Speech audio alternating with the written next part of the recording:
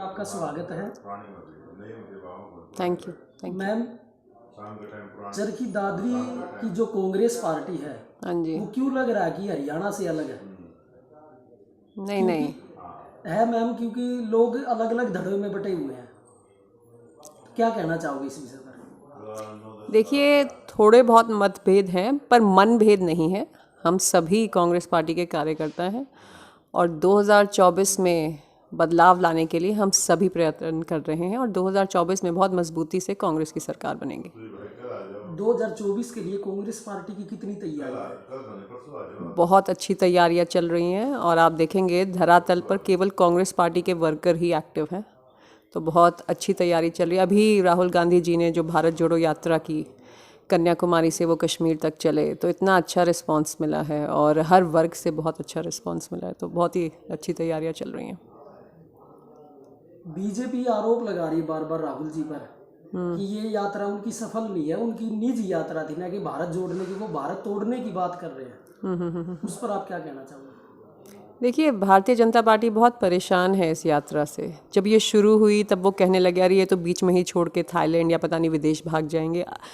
हर वक्त हर पड़ाव पर अफवाहें फैलाई गईं, पर राहुल जी रुके नहीं, वो चलते रहे और यात्रा को बहुत ज़्यादा सफलता मिली और एक नवजीवन मिला है कांग्रेस पार्टी को इस यात्रा से।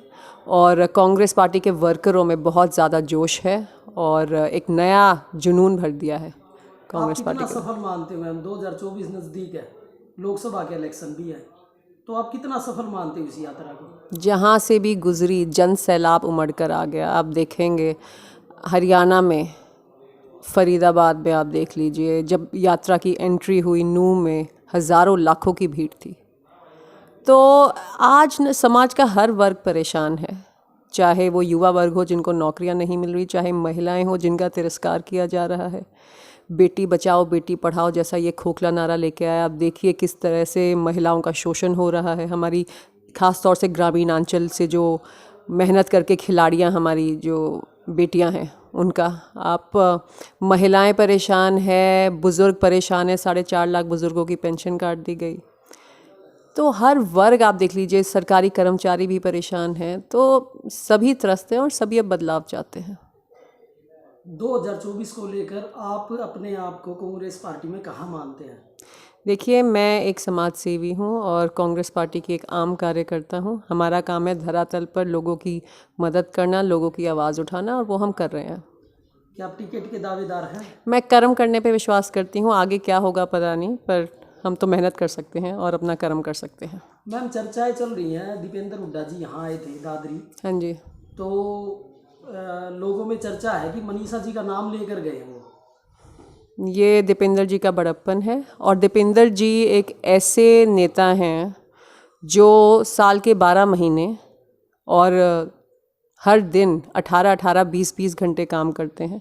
कुछ ऐसे बहरूपीय नेता भी होते हैं जो केवल चुनाव से 3 या 4 महीने पहले अपने घरों से निकलते हैं, अपने एयर कंडीशन दफ्तरों से निकलते हैं, पर दीपेंद्र हुड्डा जी उनमें से नहीं हैं।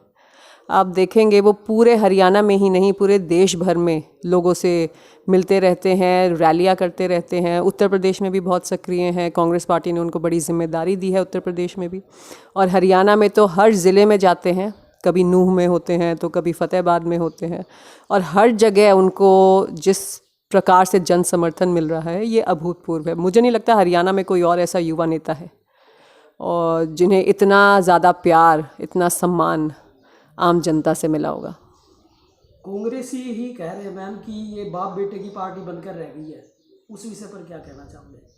देखिए जो मेहनत करेगा, जो लोगों से जुड़ेगा, लोग उसी को अपना लीडर मानते हैं। अगर कोई एयर कंडीशन कमरे में बैठा रहे, लोगों से ना मिले, तो लोग उसे अपना लीडर नहीं मान सकते।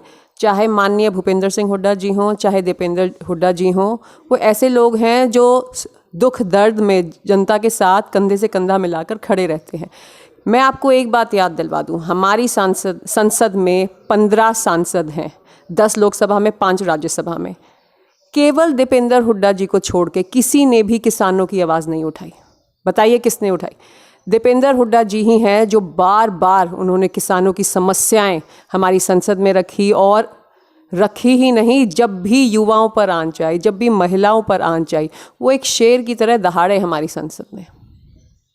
मैम यूपीए की सरकार थी जब, हाँ जी, तो उसमें स्मृति ईरानी जी गैस सिलेंडर को सिर पर लेकर चली थी। हाँ जी।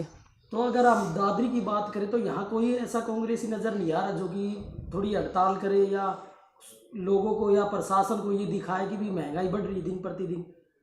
बिल्कुल, हमने धरने किए हैं, अगस्त के महीने में धरने किए, और हमने एक पदयात्रा निकाली थी पूरी दादरी में अगस्त के महीने में, और फिर भारत जोड़ो यात्रा में हम व्यस्त हो गए। और अभी आपने देखा कि हमने जनसभाएं की हैं हाथ से हाथ जोड़ो अभियान के तहत। हाथ से हाथ जोड़ो अभियान क्या है कि जनता को हम जागरूक करें कि आप सशक्त हैं, और अगर आप चाहें तो आप इस सरकार को बदल सकते हैं। इस सरकार में हर वर्ग की अनसुनी हो रही है, किसी वर्ग की सुनवाई नहीं है। ये हिंदू मुसलमान का नारा देकर सबको भटका रहे हैं।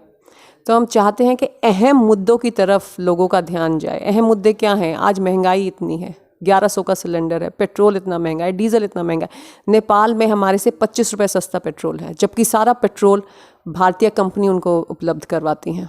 तो इसकी तरफ कोई भी जो मेन न्यूज़ चैनल है, कोई भी इन मुद्दों को नहीं उठा रहे। आज युवाओं में इतनी बेरोज़गारी है, हरियाणा में 36% बेरोज़गारी। आज अगर आप किसी भी सरकारी लिस्ट को देख लीजिए जो भर्तियों की होती है, बाहरी कैंडिडेट्स के नाम होंगे, हमारे युवाओं को तो रोज़गार दिया ही नहीं जा रहा। तो ये सब चरखी दादरी की, तो यहाँ सीवर व्यवस्था बिल्कुल बदहाल है, बिल्कुल पीने का पानी गंदा आ रहा है। बिल्कुल तो उसके लिए आप कहीं गए हो किसी अधिकारी के बिल्कुल बिल्कुल, हमने बार बार गुहार लगाई है। और मैं आपको ये बता दूं, 2014 में इन्होंने सबसे वादा किया था कि आप डबल इंजन की सरकार लाइए, और फिर जिस तरह का विकास होगा ये आप कल्पना भी नहीं कर सकते। अब डबल इंजन की नहीं, अब तो ट्रिपल इंजन की सरकार है। देश में, प्रदेश में और नगर निगम में इनकी सरकार है, पर आप देख सकते हैं कोई काम नहीं हो। ये सरकार है जो खोखले नारे देती है। इस सरकार की कथनी और करनी में बहुत फ़र्क है। तो इस बार जनता इनके खोखले नारों में ना बहके, और जो ऐसे लीडर हैं जिनकी कथनी करनी में कोई फ़र्क नहीं है, ऐसे लीडरों को वो वोट दें। चरखी दादरी नगर परिषद के जितने भी पार्षद हैं वो सभी जो यहाँ के पब्लिक हेल्थ डिपार्टमेंट के जो एक्शन साहब हैं उनसे नाराज हैं। तो कभी आप पार्षदों से मिलकर उनके समाधान के विषय में कुछ बात की आपने? एक्शन साहब से नाराज़ है, केवल एक्शन साहब का ही दायित्व नहीं बनता। यहाँ पे और भी लोग हैं जिनको जनता ने चुना है, जैसे कि चेयरमैन है, तो उनका भी कुछ दायित्व बनता है। केवल आप सारा ठीकरा एक अधिकारी पर ही नहीं फोड़ सकते।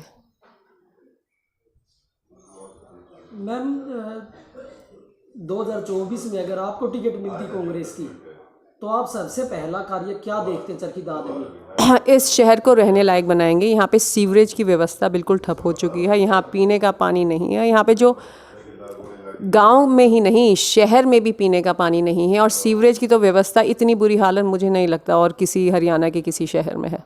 चरखी दादरी के लिए स्पेशल वायदा रहेगा आपका? बिल्कुल, सीवरेज की व्यवस्था का हम समाधान करेंगे और पीने के पानी का समाधान करेंगे, और इस शहर को रहने लायक बनाएंगे। अंतिम सवाल मैम, कांग्रेस में कितनी एकता मानते हो आप? बिल्कुल, हम मजबूत हैं, और छत्तीसगढ़ में आपने देखा होगा सभी कांग्रेस के लीडर्स एक साथ थे, एकजुट थे, और पार्टी के लिए काम करने के लिए सभी लामबंद